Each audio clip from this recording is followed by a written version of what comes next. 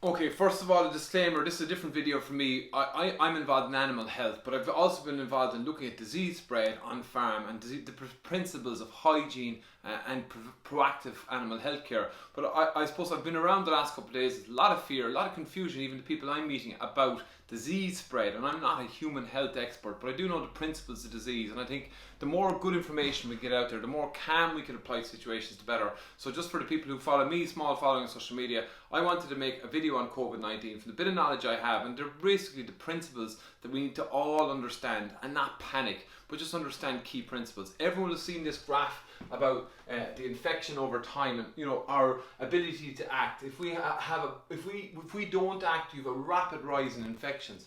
If we can prevent spread over time, then there can be a much slower decline. And this is a highly infectious virus. It's spreading quite rapidly. We can see in the countries that are there. But the main point of this is for everyone to understand is this line here. It's our capacity of our health services to deal with it. So if we can slow down the spread, and people talk about government responsibilities, but one thing that's becoming very clear is individual responsibilities are going to be absolutely important. Communities, people, that we all act together and we act sensibly. And we do that when we're armed with the best information possible. Simple, understandable information. I've been involved in communication for a long time now, and that's all I'm trying to do for a small number of followers, because I do see confusion out there. But this is absolutely key, that we just manage our health services capacity. It's not a time for point scoring or saying this is wrong or that's wrong, and listening to experts in the field. I'm not an expert, but I just want to tell people about simple principles, reinforce them from a disease and infectious spread. So this is key. This is the most important factor, that we can manage and mitigate problems, because everything, people will talk about economic factors and everything like that, but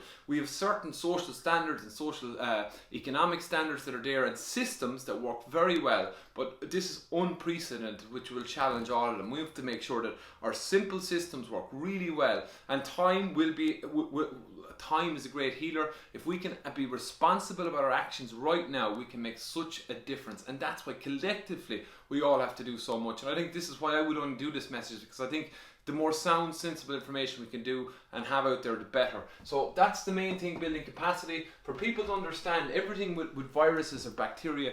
When we're exposed, when we talk about flu viruses, we look at our body's ability, our immune system to fight off infections. This is a completely novel or new virus, so none of us have exposure, so none of our immune systems have been primed, there's no vaccines there, so the effects on everyone's immune systems will be different. And obviously, because it's not a very, very serious infection, but for some it is because of their immune system. So wherever your immunity is will determine your response to the virus. So the virus gets into the lungs and the upper airways and can cause varying effects. For most people it's very mild, but for some people who are immunocompromised or older, it's very severe, and that's a challenge. And what happens there is we have lots of people coming into the system that will compromise our health service. So we're all collectively must remember how important it is that, okay, it mightn't affect me, it mightn't affect my children, but we can carry it and we can spread it to other people, and that's where the system comes under pressure, and that's where collective responsibility is so important.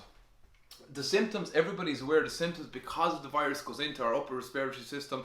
It can cause, coughing, fever, sneezing, and like high temperature. So really, we need to just be mindful of reminding ourselves of what the symptoms are. And if we're experiencing them, not to panic, be calm, and seek the channels that are there. And people are saying that this isn't working, that's not working. We all collectively, if this continues to spread, need to make sensible decisions based on our symptoms, advice, and go to trusted sites that are there. I'm not saying I'm a trusted source of human medical information, but I think I'm just encouraging people, because there's a little bit of panic out there, to be sensible about how you react and follow the science that's there. Science is fundamental to everything we do, and this is an evolving situation where we need to trust in science and trust in our health service particularly, and help them, because that's what it's all about. The capacity of our health service, the better we are at helping and working towards making sure the capacity isn't overloaded, the better we can all be this together, and time and cooperation, we can work on this together. So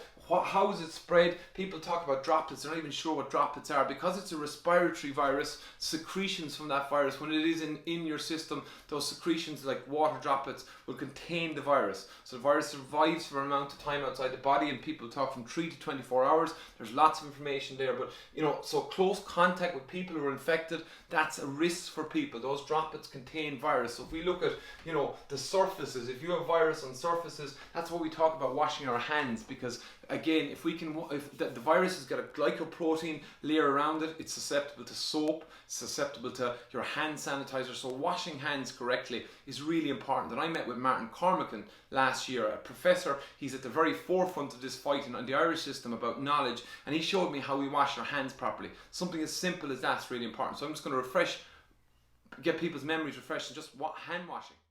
And then the spaces between the fingers are often missed. So there's a drill that you can go through that cleans the hands. And it's the same drill whether you're using soap and water or you're using alcohol gel. But just for convenience here, I'm using the alcohol gel, which is what we use a lot in the hospital, because you can use this really quickly in the hospital when you get used to it. And this is critical in the hospital. Right? In the hospital, it's really important.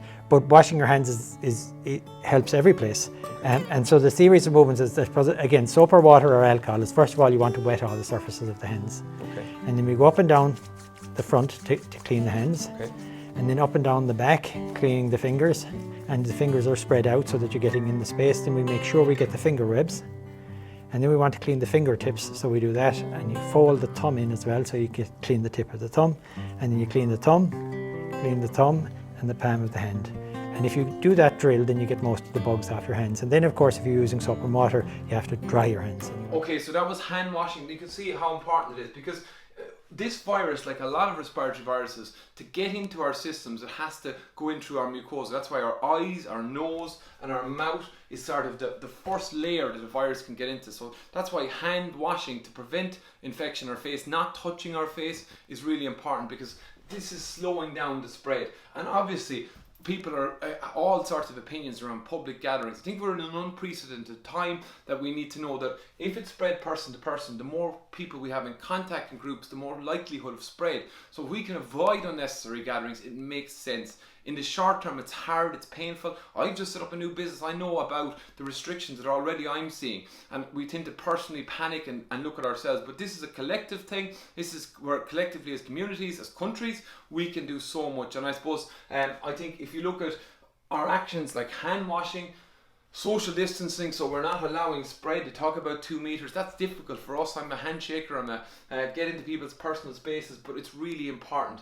And you know, stopping the spread, that if you are spreading, you know, if these droplets are coming out of your mucosal areas, if we can do anything to cough into our elbows, that all makes sense. Those simple things. I talk about in animal health being brilliant at the basics to prevent the spread of disease, and I'm just applying some of those simple principles, and I won't be doing lots of COVID-19 videos, don't worry, but I think it's important that we share the sound messages. And I suppose one thing that I am interested in is leadership and individual leadership. This is, I don't know where this is going to go and the potential spread of the disease and the effects of it. But I do know that people are going to be really important. Of course, politics and our health services are going to be the leaders, but we all collectively have a responsibility to look after each other, particularly the vulnerable people whose immune systems are lower, who are more susceptible. While I mightn't get infected, if I wash my hands properly, I've spread and apply the rules that you're not going into gatherings, just being sensible. And I think it's really important that we don't panic. I think that common sense must prevail here. We have food systems, we've energy systems, we've transport systems. They must keep going and must be functional. We must listen to advice, and panic buying is going to expedite challenges in our systems. So we just need to be all very careful. We have to be absolutely mindful. I work in animal health, but you know, I respect human health workers, people working in the human health system, that they are at the forefront, they're at the front line. Our actions will show our support for them. Our use of common sense will help them out. And I think that's why I made this video, particularly for the health workers.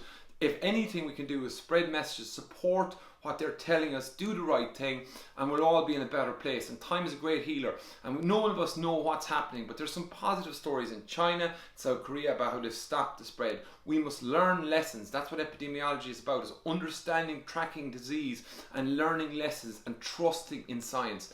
It's a difficult time for everyone, a lot of confusion, but stay calm, and common sense are my messages. And I won't be doing lots of COVID-19 videos, but I think it's important that everybody has a clear understanding. And I see there's a lot of confusion with people I've met, so I'm just taking this time to make a video about simple, I suppose, disease transmissions and the importance of staying under that red line and supporting our healthcare workers.